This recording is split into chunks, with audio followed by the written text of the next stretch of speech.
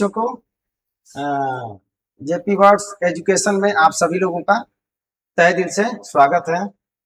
और आज का क्लास है फंडामेंटल राइट्स यानी मौलिक अधिकार। मौलिक अधिकार, मौलिक अधिकार।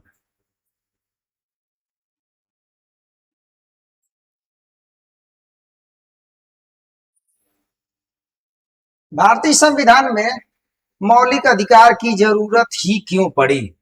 सबसे इंपॉर्टेंट चीज है कि संविधान में जो मौलिक अधिकार है तो मौलिक अधिकार की जरूरत क्यों पड़ी, इस पे हम विचार कर रहे हैं कि मौलिक अधिकार जो है यानी हमारे देश में सभी व्यक्तियों को एक समान लाने के लिए ये जो निम्न स्तर के आर्थिक रूप से, सामाजिक रूप से, शैक्षणिक रूप से, सांस्कृतिक रूप से जो पिछड़े हुए थे उनको एक लेवल में लाने के लिए उनको कुछ विशेष अधिकार दिए गए जिनको बोलते हैं फंडामेंटल राइट यानी मौलिक अधिकार। मौलिक अधिकार की उत्पत्ति सर्वप्रथम कहां पर हुई थी? तो देखते हैं मौलिक अधिकार की उत्पत्ति। मौलिक अधिकार, मौलिक अधिकार की उत्पत्ति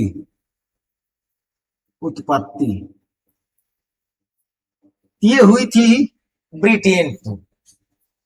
ये हुई थी ब्रिटेन से, ब्रिटेन यानी 1215 में, 1215 में यानी जो ब्रिटेन के जो राजा थे यानी सम्राट जिसको कह सकते हैं कि वहां पे पहली बार लोगों के द्वारा यानी आम लोगों के द्वारा राजा के सामने अपने कुछ कार्य के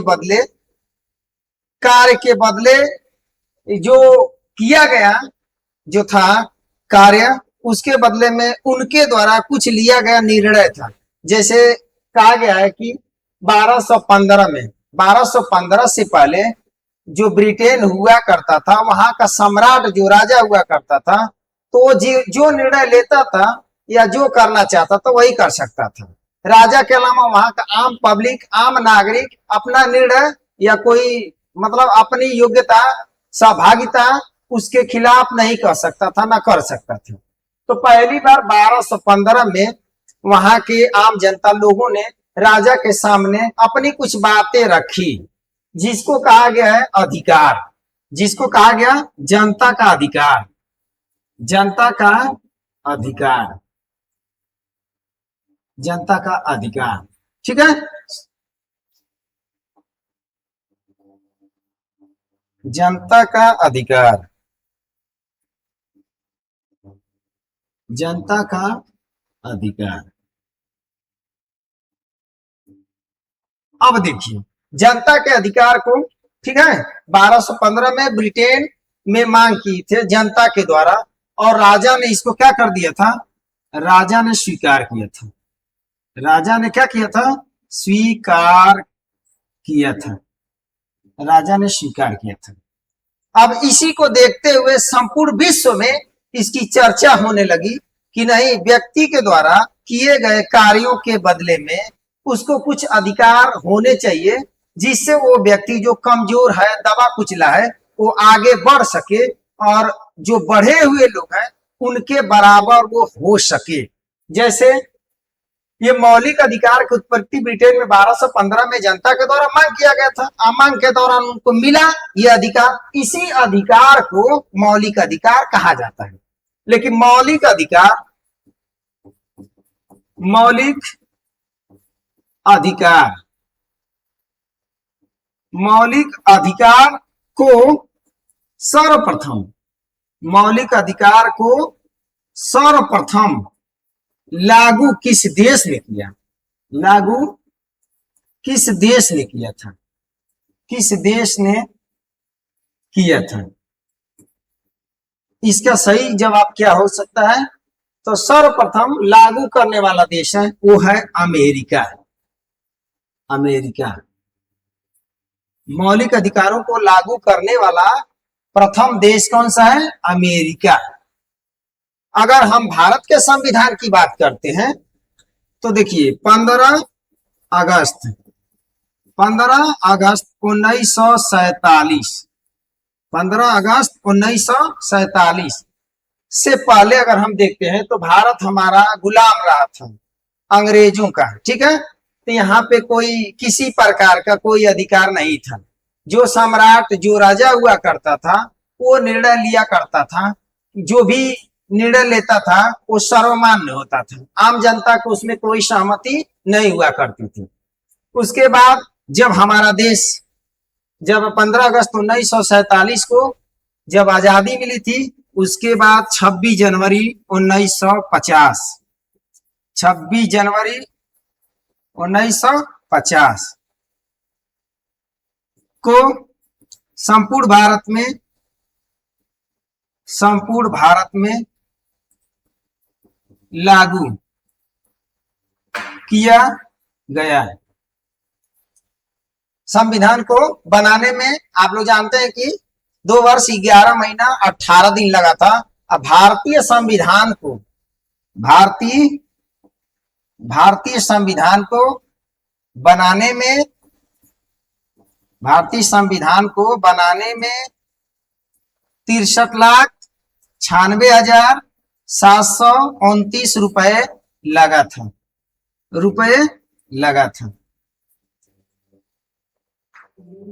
29 रुपए लगा था। इसमें जी लोगों की संख्या थी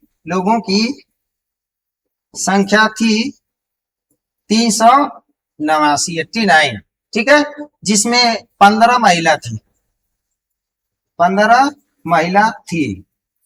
भारतीय संविधान को बनाने में 2 वर्ष 11 महीना 18 दिन लगा था और 63,96,729 रुपए लगा था, ठीक है।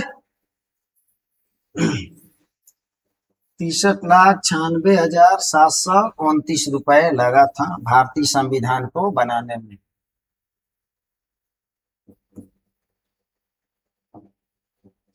भारतीय संविधान को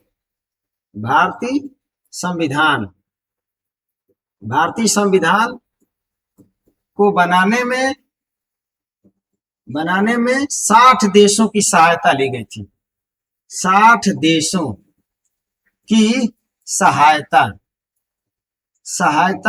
ली गई थी। आपको एक आसान सा ट्रिक के साथ मैं बता रहा हूं, जिससे मौलिक अधिकार के बारे में कभी आप भूल ही नहीं सकते हैं। देखिए जैसे क्या होता है, जैसे महत्वपूर्ण देश, ये ट्रिक है। देखिए अकबर आज फिर दक्षिण अफ्रीका आ जाए, ठीक है। अकबर आज फिर दक्षिण अफ्रीका आ जाए, ठीक है। अब इसमें देखिए, इसमें महत्वपूर्ण क्वेश्चन बनते क्या है कि देखिए ये क्रम से यहां पे लिख लीजिए। अ से क्या हो गया? अकबर। अ से अमेरिका, क्लियर। उसके बाद दूसरे नंबर पे लिख लीजिए ब से क्या हो गया? ब्रिटेन बोलिए या इंग्लैंड बोलिए, ठीक है। उसके बाद तीसरे नंबर पे हो गया, अरे सॉरी दूसरे नंबर पे क हो गया ना, दूसरे नंबर पे क, ये हो गया कनाडा, दूसरे नंबर पे कनाडा। उसके बाद तीसरे नंबर पे है ब से हो गया ब्रिटेन यानी इंग्लैंड। उसके बाद चौथे नंबर पे हो गया र माने रूस हो गया, ठीक है, रूस यानी USSR, क्लियर।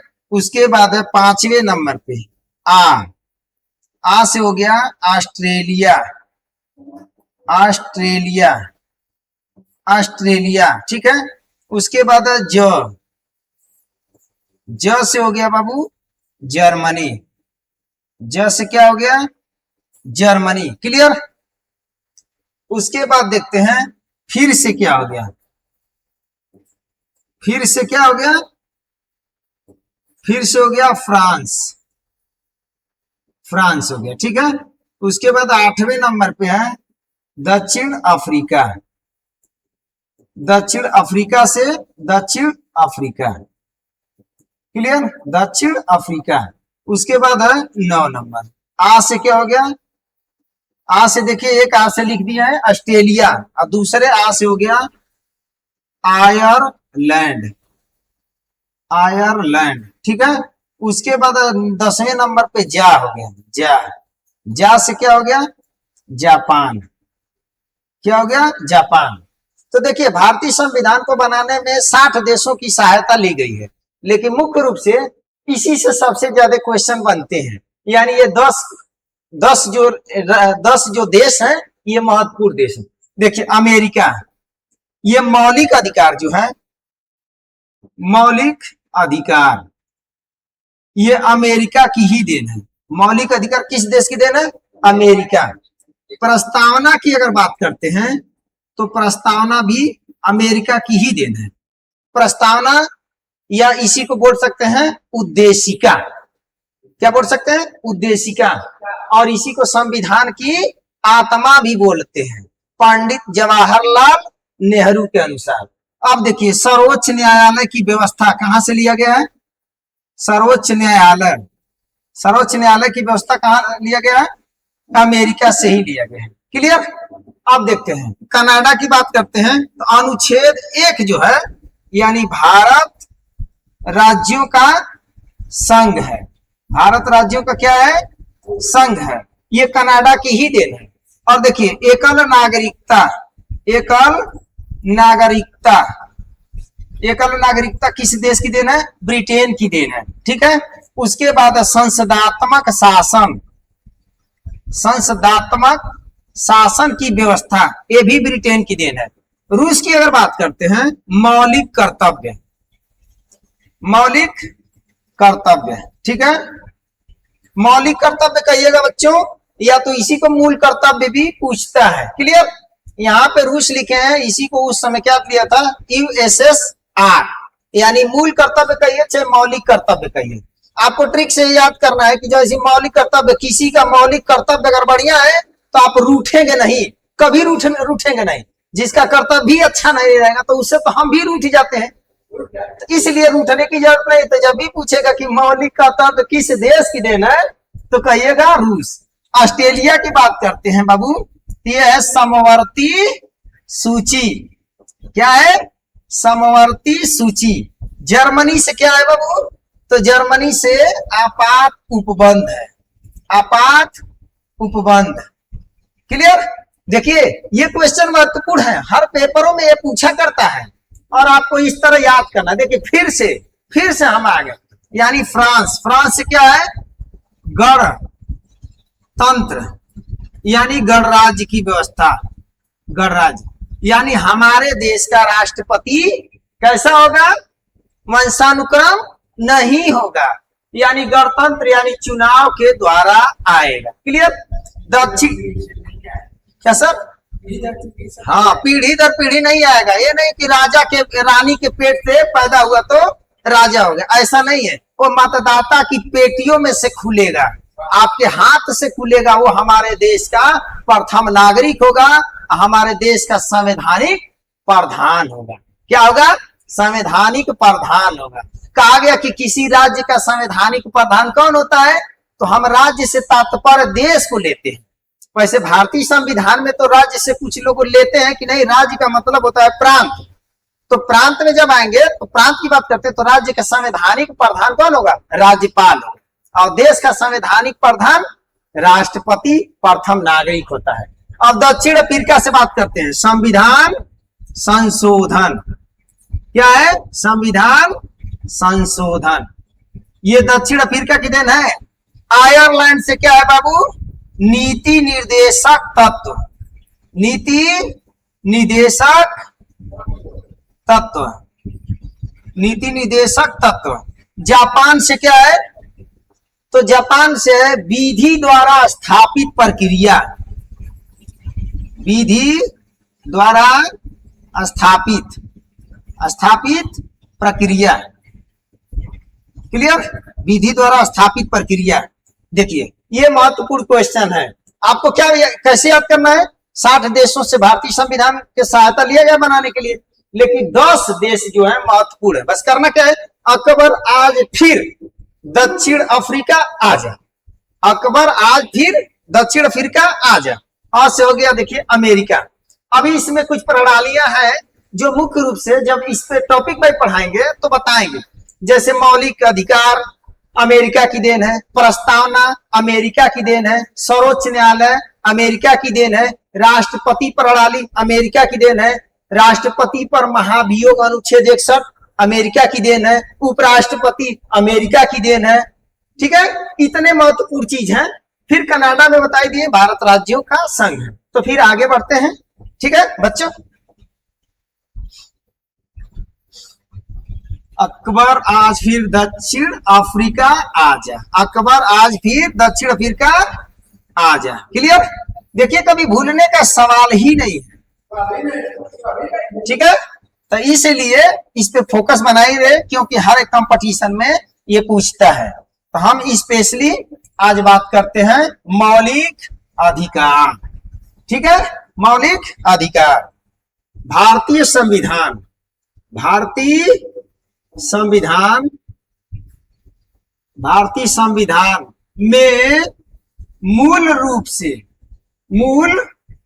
से कितने अधिकार थे? भारतीय संविधान में मूल रूप से कितने अधिकार थे?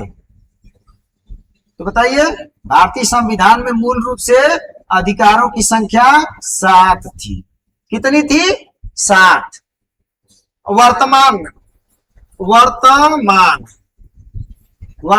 में मूल अधिकार। ठीक है, वर्तमान में मूल अधिकार।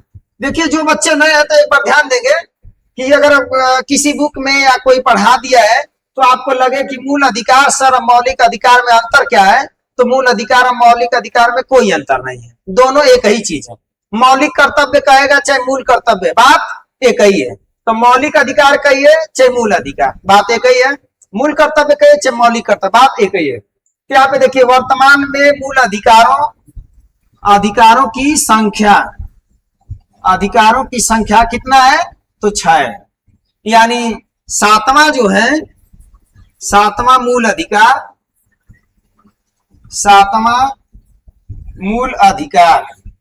संपत्ति का अधिकार,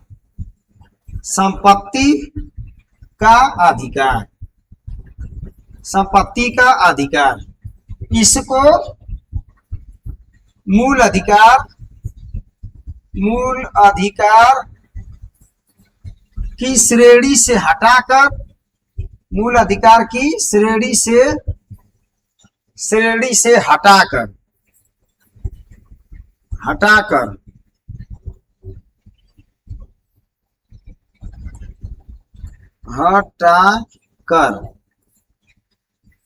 वर्तमान में कानूनी अधिकार कर दिया गया है। कानूनी अधिकार कर दिया गया है। कौन सा संशोधन के द्वारा? ये है बाबू 44वां संशोधन। 44वां संशोधन। क्लियर? 1978 में 44वां संविधान संशोधन 1978 के द्वारा संपत्ति के अधिकार को मूल अधिकार से हटाकर कानूनी अधिकार कर दिया गया है और अनुच्छेद 300 क में रखा गया। अनुच्छेद 300 क में रखा गया है। ठीक है, 300 क में रखा गया है। क्लियर? 300 क में रखा गया है। फिर आगे बात करते हैं। आपको अक्सर करके कुछ लोग हैं भूल जाते हैं। अब देखिए, मैं आपको वर्तमान में एक ट्रिक बना के पढ़ाता हूं जिससे कभी आप भूल ही नहीं सकते हैं। ठीक है, देखिए, मूल अधिकार, अधिकार वर्तमान में, मूल अधिकार वर्तमान में, यह है ट्रिक। देखिए, करना क्या है, लिखना है समस्त, क्या लिखना है, समस्त शोध,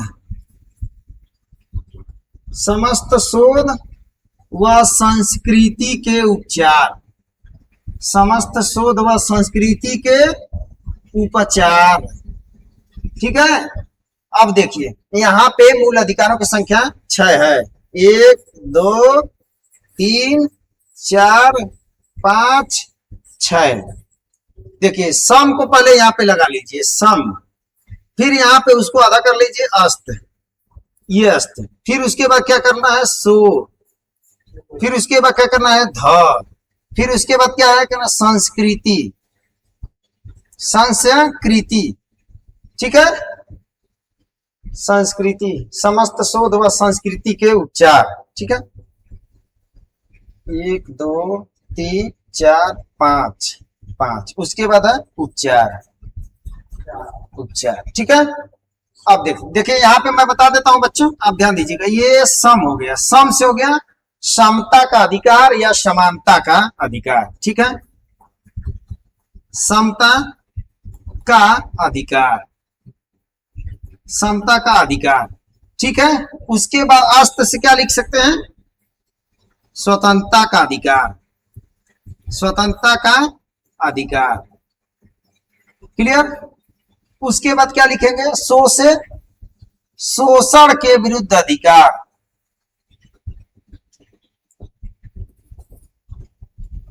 शोषण,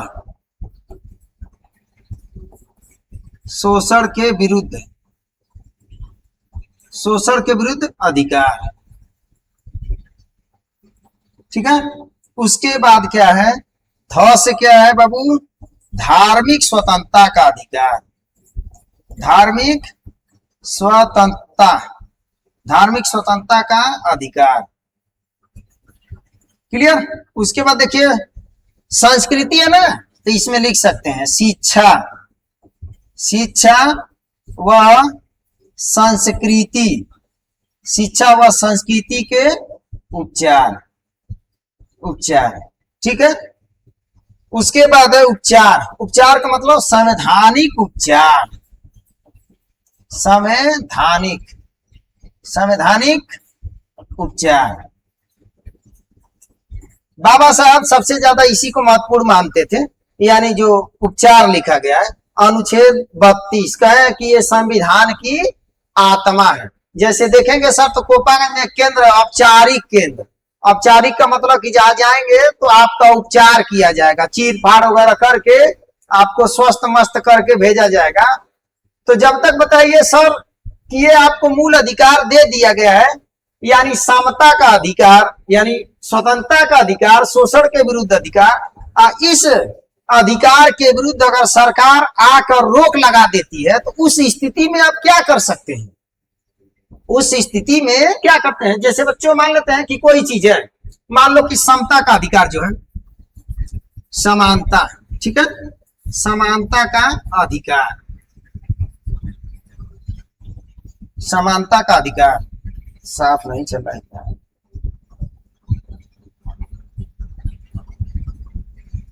समानता का अधिकार, समानता का अधिकार। यह अनुच्छेद कितना है, अनुच्छेद 14 से 18 तक। तो आपको मैं एग्जांपल देता हूं, मान लेते हैं अनुच्छेद ये 14, अनुच्छेद 15, अनुच्छेद 16, अनुच्छेद 17, अनुच्छेद 18, इतने हैं सर। आपके मौलिक अधिकार में, समानता का अधिकार में 5 अधिकार दिया गया है। जैसे मान लेते हैं 14 जो है, 14 का है ना, विधि के समक्ष समानता, विधि के समक्ष समानता। इसका मतलब यह है कि कानून के नजर में भारत के रहने वाले सभी लोग क्या है, एक समान है। क्या है, एक समान है। कोई कानून के नजर में ना कोई बड़ा है और ना कोई छोटा है। यानी विधि के समक्ष समानता अनुच्छेद 14 ये किस देश की देन है, ये ब्रिटेन की देन है। अनुच्छेद 14 ब्रिटेन की देन है। 15 देखिए क्या कह रहा है, 15 कह रहा है धर्म मूल वंश, धर्म मूल वंश, जाति, जाति लिंग, जाति लिंग, जन्म स्थान, जन्म स्थान, धर्म मूल वंश जाति लिंग जन्म स्थान के आधार पर भेदभाव, भेदभाव क्या है, निषेध है। भेदभाव निषेध यानी अनुच्छेद 15 कहता है कि किसी भी धर्म का कोई व्यक्ति हो, किसी भी मूल वंश का हो, जाति का हो, लिंग हो, मतलब लिंग मतलब समझ रहे हैं ना, स्त्री पुरुष या थर्ड जेंडर यानी लिंग, और जन्म स्थान यानी जन्म स्थान कहीं का भी हो, भारत का रहने वाला है, उसके साथ आप भेदभाव नहीं कर सकते हैं। अनुच्छेद 15 कहता है। क्लियर। 16 में कह रहा है लोक नियोजन, लोक नियोजन के विषय में, लोक नियोजन के विषय में, लोक नियोजन के विषय में, लोक नियोजन के विषय में अवसर की समानता, अवसर की समानता यानी आने वाली वैकेंसी अगर है टीजीटी की 21,000 आने वाली वैकेंसी है, तो उसमें सभी जाति धर्म के लोगों के लिए अवसर की समानता देता है। ये नहीं है कि कोई विशेष जाति के लिए ये अवसर का समानता देगा, नहीं, लोक नियोजन के विषय में अवसर की समानता। और 17 का रहा है अस्पृश्यता का अंत, अस्पृश्यता का अंत यानी आप इसको छुआछूत, छुआछूत का अंत है। ठीक है। यानी भारतीय समाज में कुछ जातियां ऐसे हैं जिनको लोग हे दृष्टि से देखते हैं, उनके साथ दुर्व्यवहार करते हैं। उसी को मद्देनजर न रखते हुए भारतीय संविधान निर्माताओं ने अनुच्छेद 17 में ऐसा प्रावधान किया कि अगर कोई व्यक्ति किसी को साथ भेदभाव करता है, छुआछूत की बात करता है, तो उसको अनुच्छेद 17 के अंतर्गत क्या किया जाएगा, दंडित किया जाएगा और इसको प्रतिबंधित किया गया है। अनुच्छेद 18 में क्या दिया गया है, उपाधियों का अंत, उपाधियों का अंत। इसका तात्पर्य है कि उस समय कोई अच्छा अगर कोई कार्य करता था तो उसको उपाधियां दिया करते थे, जैसे मान लेते खान बहादुर खान साहब, राय बहादुर राय साहब। इस उपाधियों को हटाकर भारतीय संविधान निर्माताओं ने भारत रत्न, पूछता है पेपर में कि भारत रत्न, पद्म विभूषण, पद्म श्री वगैरह तमाम प्रकार के जो पुरस्कार दिए जाते हैं वो किस अनुच्छेद के अंतर्गत दिए जाते हैं, तो आप बता सकते हैं कि अनुच्छेद 18 के तहत दिया जाता है। ठीक है। अब देखिए शिक्षा के क्षेत्र में और सैन्य के क्षेत्र में वो उपाधियां, जैसे मेजर की उपाधि दी जाती है ना, डॉक्टर की उपाधि, ये 2 उपाधियां हैं कि उनको उस क्षेत्र में दिया जाता है। न तो इसके अलावा इसमें भारत रत्न, भारत पद्म विभूषण, पद्म श्री तमाम प्रकार के इसमें पुरस्कार दिए जाते हैं। क्लियर। अब देखिए बच्चों, ये समानता का अधिकार या समता का अधिकार अनुच्छेद 14 से 18 कंप्लीट हो गया। क्लियर, कंप्लीट हो गया। अगला जो बच गया है वो मौलिक अधिकार में स्वतंत्रता का अधिकार है। ठीक है।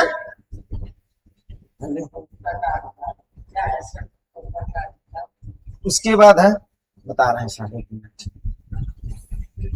स्वतंत्रता के, ये हो गया समानता का अधिकार और स्वतंत्रता का अधिकार। 19 से लेकर 22 तक। हाँ, 19 से लेकर 22 तक।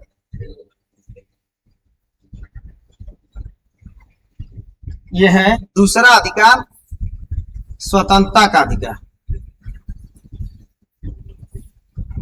स्वतंत्रता का अधिकार, ये अनुच्छेद है 19 से 22 तक। 19 से 22 तक ये जबरदस्त आपको है, एकदम अधिकार दिया गया है। देखिए पहली बार 19 में 6 प्रकार की आजादी है। सोच लीजिए, हमारे मित्र हैं, उनको इन्हीं के तहत आजादी मिलती है। जितना कार्य करते हैं अच्छा बुरा सब इसी के तहत, अनुच्छेद 19 के तहत 6 प्रकार से स्वतंत्रता मिलता है। 6 प्रकार से स्वतंत्रता यानी 6 प्रकार के आजादी। अब देखिए इसमें भूलने का सवाल है। देखिए इसमें देखिए क्या कठिन होता है। 19 19 19 19 19। अब 19 में देखिए A B C D E, clear. उसके बाद है 19 G, ठीक है। हाँ ये तो बात सही है, 19 F आता है, लेकिन 19 F इसमें नहीं है। वो फंडामेंटल, वो जो संपत्ति का अधिकार है उसको F को हटा दिया गया, क्लियर। तो इसलिए G आ गया। अब देखिए इसमें देखिए 19A में जो है ये बोलने की आजादी है। बोलने की आजादी,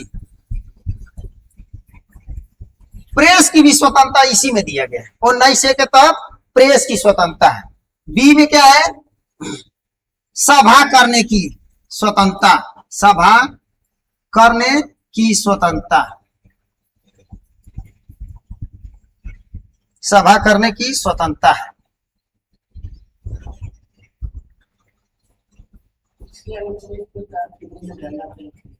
सभा करने की स्वतंत्रता यानी इसी के तहत आप क्या कर सकते हैं, सभा कर सकते हैं। हाँ, और ये है संघ बनाने की स्वतंत्रता। संघ बनाने की स्वतंत्रता, क्लियर। और डी में क्या है, भारत के किसी राज्य क्षेत्र में घूमने, ठीक है, या आने जाने की आजादी है। आने जाने की स्वतंत्रता है। आने जाने की क्या है, स्वतंत्रता है, क्लियर।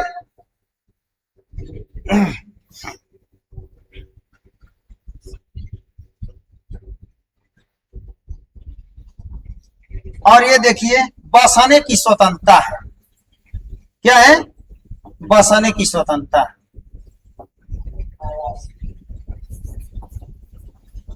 बसने की स्वतंत्रता, ठीक है। उसके बाद है 19G में व्यापार करने की स्वतंत्रता। व्यापार करने की क्या है, स्वतंत्रता। अब देखिए 19A में, अब आपको क्या नजर है, कैसे याद करें सर, ये तो बहुत टफ हो गया। 19A में क्या है, बी में क्या है, सी में क्या है, डी में क्या है, ये तो कठिन हो गया। तो आपको याद करने का आसान सा ट्रिक बना रहा हूं। अब उसी के हिसाब से हम मिला लेते हैं, शायद हमसे भी अगर गलतियां कुछ हुई होगी तो सही हो जाएगा। देखिए ये 19 में ट्रिक क्या है, बोस संघ आया गया, बस व्यापार किया। क्या किया, बस व्यापार किया, क्लियर हो गया। देखिए बो से, देखिए मिलाइए बच्चों, बो से बोलने की स्वतंत्रता हो गया कि नहीं। देखिए यहाँ पे बोलने की स्वतंत्रता मिल गया। स से देखिए, स से सभा करने की मिला। सभा करने की, ये देखिए सभा करने की। उसके बाद संघ बनाने की, देखिए संघ बनाने की, क्लियर हुआ यहाँ पे। उसके बाद आने जाने की स्वतंत्रता, यानी देखिए लिखे हैं भारत के किसी भी क्षेत्र में घूमने आने जाने की स्वतंत्रता, क्लियर। उसके बाद देखिए बसने की स्वतंत्रता, 19 में बसने की। उसके बाद व्यापार करने की, अगर आपकी इच्छा कर रहा है कि अंडा रोल की दुकान खोलना है तो खोल सकते हैं, ठीक है। अब देखिए इसमें हाँ 2019 से पहले, 2019 से पहले ये सब जम्मू कश्मीर में लागू नहीं होता था, लेकिन 2019 के बाद भारत को और जम्मू कश्मीर को पूर्ण रूप से बना लिया गया है, यानी क्या केंद्र शासित प्रदेश। तो आप उसमें व्यापार कर सकते हैं, उसमें आप बस सकते हैं, क्लियर। ये सब है आपको व्यवस्था। 19 में इतने प्रकार की क्या है स्वतंत्रता है, 6 प्रकार की आपको आजादी दी गई। अब बताइए बच्चों क्या करना है, बोस संघ आया गया, बोलो बोस संघ आया गया, बस व्यापार किया। बोस संघ आया गया, बस व्यापार किया। बोस संघ आया गया, बस व्यापार किया। बोस संघ आया, बस व्यापार किया। या देखो कोई कुछ नहीं है। इस तरह आप ये अगर पढ़े हैं तो सोचेंगे कि यार प्रमोद सर बताए हैं तो पता नहीं बोलने की आजादी किसमें है, घूमने की आजादी किसमें है ना। अभी तो नाम सुने हैं कि आप जो मतलब खाने पीने सोने उठने बैठने सारी आपको आजादी दी गई। आगे उसके बाद पढ़ते हैं 20 अनुच्छेद 20, क्लियर। अनुच्छेद 19 हो गया, अब अनुच्छेद 20 को देखते हैं। अनुच्छेद 20 और अनुच्छेद 21 22 यहीं तक में।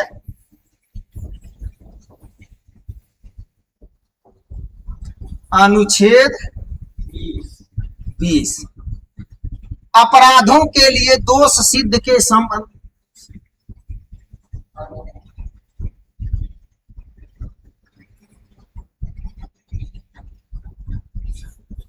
अनुच्छेद 20 में क्या है, दोहरा अपराध, दोहरा अपराध के लिए एक ही दंड का प्रावधान किया गया है। दोहरा अपराध के लिए एक दंड का प्रावधान किया गया है, प्रावधान किया गया है, क्लियर। या इसको कह सकते हैं अपराधों के संबंध में दो सिद्ध के संबंध में संरक्षण, क्लियर। अब देखिए अनुच्छेद 21, आपको सर सबसे महत्वपूर्ण चीज क्या है, अनुच्छेद 21। अनुच्छेद 21 के तहत जीवन साथी, जीवन साथी सुने सर, जीवन साथी चुनने का अधिकार है। जीवन साथी चुनने का अधिकार, चुनने का अधिकार। अनुच्छेद 21 के तहत जीवन साथी चुनने का अधिकार, जीवन जीने की आजादी, क्या है, जीवन जीने की आजादी, क्लियर। जीवन जीने की आजादी।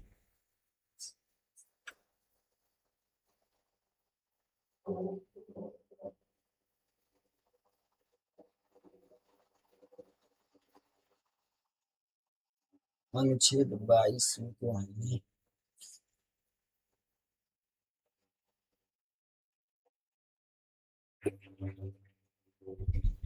अनुच्छेद जीवन साथी चुनने का अधिकार या जीवन जीने की आजादी।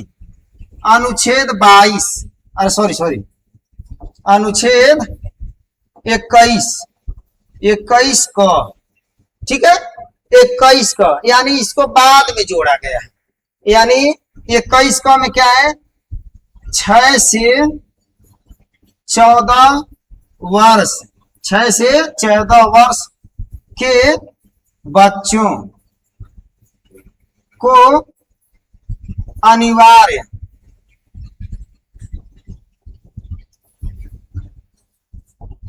छह से 14 वर्ष के बच्चों को अनिवार्य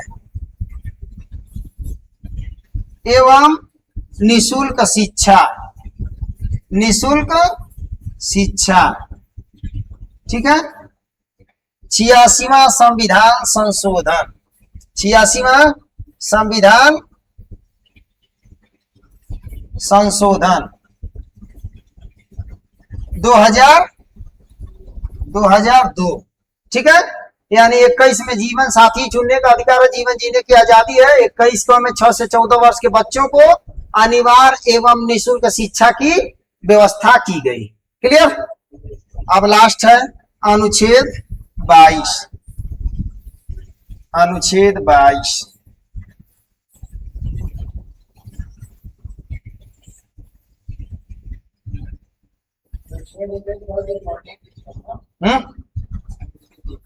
हाँ, अनुच्छेद 22। अनुच्छेद 21 बहुत इंपॉर्टेंट चीज है। जीवन जीने की आजादी है, शुद्ध हवा यानी स्वच्छ हवा लेने की, पानी पीने की, खाने की, ठीक है, उसमें आपको आजादी दी गई है। हाँ, ठीक है। अनुच्छेद 22 के तहत इसमें यह व्यवस्था किया गया है कि किसी भी व्यक्ति को आपराधिक घोषित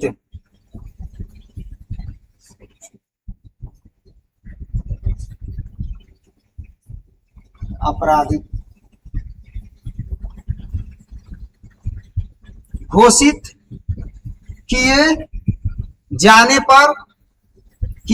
पर अपना वकील करने का अधिकार दिया गया है, करने का अधिकार दिया गया है, ठीक है, अधिकार दिया गया। अनुच्छेद 22 यानी आप यहाँ जान सकते हैं कि ये 14 से 18 जो था, 14 से 18, ठीक है, और ये है 19 से 22, यानी आपका 2 अधिकार समाप्त, समानता का अधिकार, स्वतंत्रता का अधिकार समाप्त हो गया।